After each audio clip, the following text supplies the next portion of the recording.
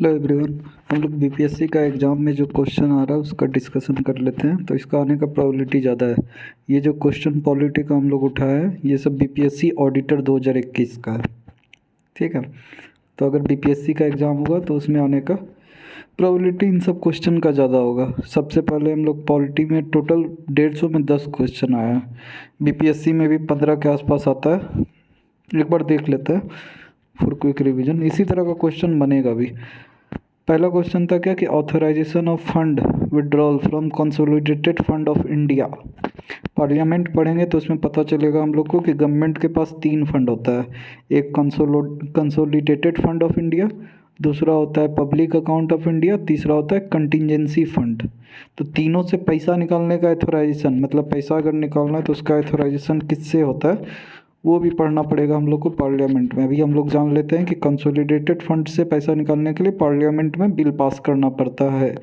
Budget में यही होता है, पार्लियामेंट में बिल पास करना होता है। जो अपनी संसद है वहाँ पे बिल पास होता है।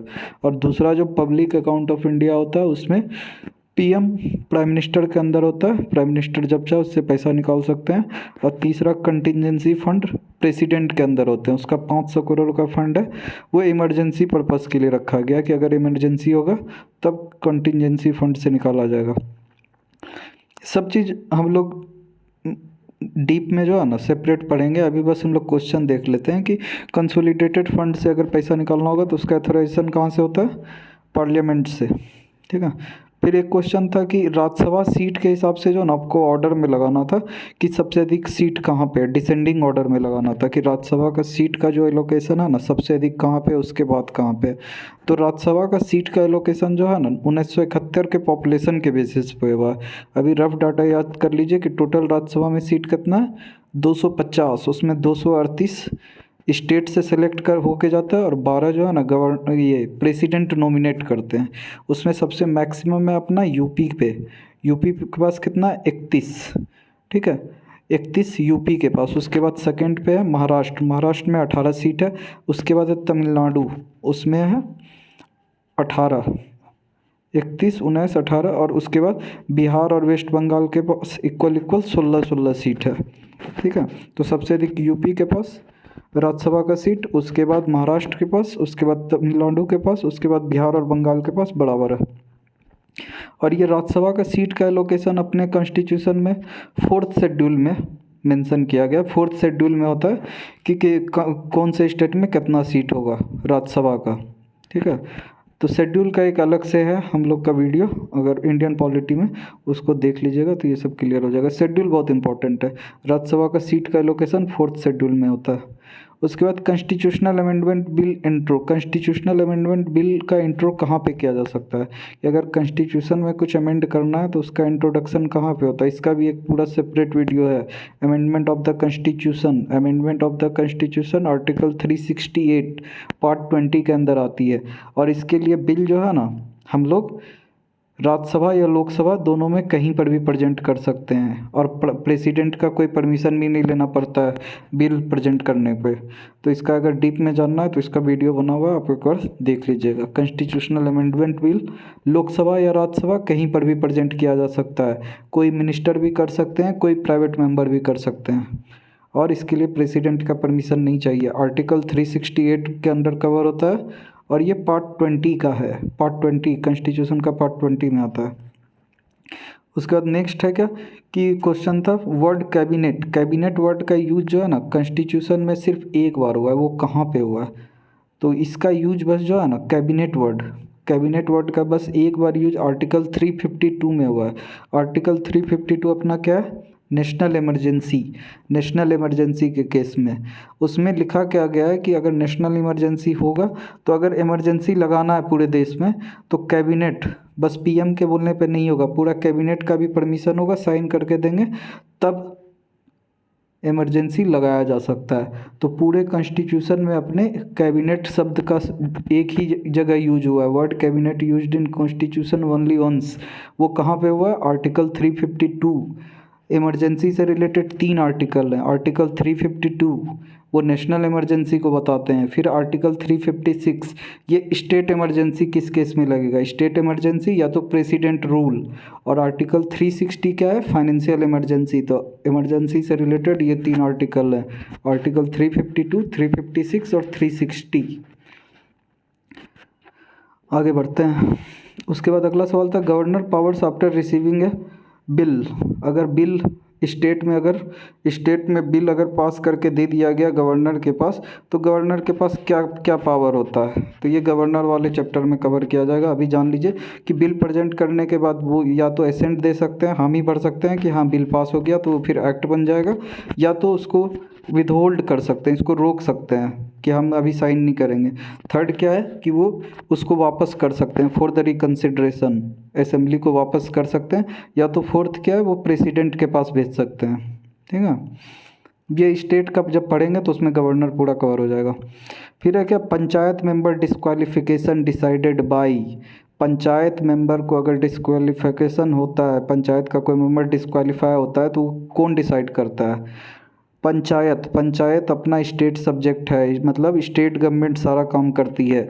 तो पंचायत का मेंबर डिस्क्वालीफाई कौन करेगा, इसको डिसाइड जो है ना अथॉरिटी करता है, जो भी स्टेट का लेजिस्लेटिव असेंबली होता है। स्टेट का लेजिस्लेटिव असेंबली डिसाइड जो करता है वही डिस्क्वालीफाई करता है। तो इसका आंसर है authority decided by state legislature. For example अभी हम समझ लेते हैं कि मान लीजिए बिहार में पंचायती राज एक्ट आया, उसमें बोल दिया गया क्या कि पंचायत का मेंबर को डिस्क्वालीफाई करना है, तो वो डीएम डिसाइड करेंगे।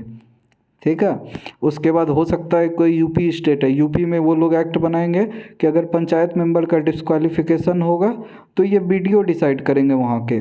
तो ये स्टेट गवर्नमेंट पे डिपेंड करता है कि वो किसको अथॉरिटी बनाएंगे। पंचायत स्टेट सब्जेक्ट है, वो स्टेट गवर्नमेंट गवर्न करती है। यूनियन 3 तरह के सब्जेक्ट होते हैं, यूनियन लिस्ट, स्टेट लिस्ट और कंकरेंट लिस्ट।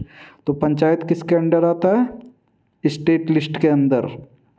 तो स्टेट का ही असेंबली डिसाइड करती है कि डिस्क्वालीफाइंग अथॉरिटी कौन होगी, डिस्क्वालीफाई कौन होगा। मान लीजिए पंचायत समिति का मेंबर है, उसको डिस्क्वालीफाई करना है, तो वो कौन करेगा, जो भी उस स्टेट का असेंबली, वहाँ का गवर्नमेंट जो भी डिसाइड किया हुआ होगा एक्ट के हिसाब से। वो हर एक स्टेट में अलग अलग हो सकता है। फिर उसके बाद है प्रेसिडेंट रिमूवल। प्रेसिडेंट रिमूवल कहाँ ये कैसे होता है, तो वो तो इम्पीचमेंट में होता है, इम्पीचमेंट ऑफ द प्रेसिडेंट। और प्रेसिडेंट रिमूवल का क्वेश्चन ये था कि इसका रिलेटेड बिल कहाँ पे लाया जा सकता है, तो ये रिमूवल के लिए बिल लोकसभा राज्यसभा दोनों में कहीं पर भी लाया जा सकता है। प्रेसिडेंट आर्टिकल 52 से आर्टिकल 78 के बीच कवर होता है। प्रेसिडेंट का एक अलग से पूरा वीडियो बनाया जाएगा, उसमें सब चीज़ अच्छे से होगा। ठीक है, स्टेट ऑर्डिनेंस प्रोमलगेशन। स्टेट का ऑर्डिनेंस क्या होता है, ऑर्डिनेंस ये होता है कि ऐसे तो गवर्नमेंट बिल पास करती है, लॉ बनाती है, लेकिन कहाँ बनाती है, लोकसभा राज्यसभा सेंटर के केस में, और स्टेट में जो भी असेंबली होती है, पटना में जो भी विधानसभा में होगा वहाँ पे लॉ बनेगा। लेकिन सबसे बड़ी दिक्कत है क्या, बहुत बार असेंबली नहीं चल रही होती है, असेंबली तो नहीं चल रही है अभी। जैसे बजट 3 सेशन होते हैं, budget session, monsoon session, winter session. तो अगर मान लीजिए कि अभी असेंबली नहीं चल रही है और कोई किसी चीज़ में अचानक से लॉ बनाना बहुत कंपलसरी हो गया है, तो उसके लिए ऑर्डिनेंस पावर होता है। ऑर्डिनेंस पावर, उसका पावर जो है ना एकदम लॉ के बराबर होता है। ठीक है, वो इमरजेंसी केस के लिए लॉ बना दिया जाता है। फिर जब भी विधानसभा या लोकसभा राज्यसभा बैठेगी तो 6 महीने के अंदर उस बिल को फिर पास करना पड़ता है बिल को। ठीक है, तो स्टेट ऑर्डिनेंस प्रोमलगेशन, सेंटर के केस में ऑर्डिनेंस प्रेसिडेंट लगाते हैं और स्टेट के केस में गवर्नर, ऑर्डिनेंस मेकिंग पावर। ठीक है, उसके बाद पंचायत का आर्टिकल, पंचायत किस आर्टिकल में मेंशन किया गया है, पंचायत का article DPSP, directive principle of state policy, article 36 to 51। इसमें आर्टिकल 40 में बोला गया कि पंचायत होना चाहिए। ये बहुत इंपॉर्टेंट आर्टिकल है। पंचायत किस आर्टिकल में मेंशन है, आर्टिकल 40 में, डीपीएसपी में आर्टिकल 40। और इसको ये मतलब बहुत ज़्यादा एक्सप्लेन किया गया आर्टिकल 243 में, आर्टिकल 243 में। उसमें सेक्शन है आर्टिकल 243A, 243B, 243C। उसमें पूरा चीज़ है कि पावर क्या है, इलेक्शन कैसे होगा, उसको पूरा। और पंचायत वाले चैप्टर में बहुत डीप में पढ़ेंगे। और पंचायत से रिलेटेड क्या है, पंचायत को 11th शेड्यूल में कवर किया गया है, और 12th शेड्यूल में अपना म्यूनसिपैलिटी को। और पंचायत को कॉन्स्टिट्यूशनल वैलिडिटी कब मिला है? तो 73rd कॉन्स्टिट्यूशनल अमेंडमेंट एक्ट 1992 के थ्रू। अभी डीपीएसपी पे बस फोकस करें, directive principle of state policy. तो पंचायत बोला गया आर्टिकल 40 और यूनिफॉर्म सिविल कोड आर्टिकल 44। तो आर्टिकल 40 और 44 याद रख लीजिए। आर्टिकल 40 में अपना पंचायत कवर होता है, 44 में uniform civil code. Uniform civil code में क्या है कि हिंदू हो, मुसलमान हो, सिख हो, ईसाई हो, सब पे एक ही तरह का लॉ होना चाहिए। एक ही तरह का लॉ करने का मतलब कि मैरिज का लॉ, अगर बाल बच्चों में संपत्ति का बंटवारा करना है तो लॉ सबके लिए बराबर होना चाहिए। अभी ऐसा हुआ नहीं है, बट वो डीपीएसपी में कवर है, directive principle of state policy. उसके बाद आगे बढ़ते हैं। ये दो आर्टिकल बहुत इंपॉर्टेंट है, आर्टिकल 40 पंचायत, आर्टिकल 40 पंचायत, और article 44 uniform civil code. Uniform civil code बहुत न्यूज़ में भी रहती है, क्योंकि लोग बोलते हैं कि बीजेपी का आर्टिकल 370 हटाने के बाद जो कश्मीर में था, नेक्स्ट टारगेट यही होगा, यूनिफॉर्म सिविल कोड लाना। तो आर्टिकल 44 में यूनिफॉर्म सिविल कोड को कवर किया गया है डीपीएसपी में। ये सब इंपॉर्टेंट आर्टिकल है। इंडियन पॉलिटी में बहुत सारे आर्टिकल, तो आपको नंबर याद रखने पड़ेंगे। 10th नंबर क्वेश्चन कि alteration of high court jurisdiction. High court का ज्यूरिसडिक्शन, जैसे पटना हाई कोर्ट है, इसका अगर ज्यूरिसडिक्शन बढ़ाना है तो ये किसके अंडर पावर है? मान लीजिए अभी पूरा पटना हाई कोर्ट के अंडर क्या आता है, जितना बिहार स्टेट। कल के दिन बोला जाएगा कि नहीं, पूरा झारखंड का भी केस का जो है ना पटना हाई कोर्ट के अंदर ही आएगा, रांची हाई कोर्ट को हम लोग हटा देंगे। तो ये करने का पावर किसके पास है? पार्लियामेंट के पास, जो अपने लोकसभा और राज्यसभा है उसके पास पावर है alteration of high court jurisdiction. और पार्लियामेंट के पास ये भी पावर है कि सुप्रीम कोर्ट में जस्टिस का संख्या बढ़ाने और घटाने का। अभी टोटल सुप्रीम कोर्ट में जस्टिस कितने हैं? 34। उसमें total chief justice of India को मिला के, और चीफ जस्टिस ऑफ इंडिया अभी कौन है? NV. Ramana. Alteration of high court jurisdiction बढ़ाने घटाने का पावर किसको है? पार्लियामेंट को। ठीक है, यही है। मिलते हैं हम लोग नेक्स्ट वीडियो में। इसी तरह का अगर क्वेश्चन आया है तो अगर बीपीएससी एग्जाम में भी तो यही क्वेश्चन आएगा ना, अलग कुछ, मतलब ये बीपीएससी का एक एग्जाम में पूछा है तो इसका आने का प्रोबेबिलिटी ज़्यादा है। इससे आप अपना ये भी देख सकते हैं कि तैयारी किस लेवल का चल रहा है। ठीक है, मिलते हैं हम लोग नेक्स्ट वीडियो में। Bye bye, take care.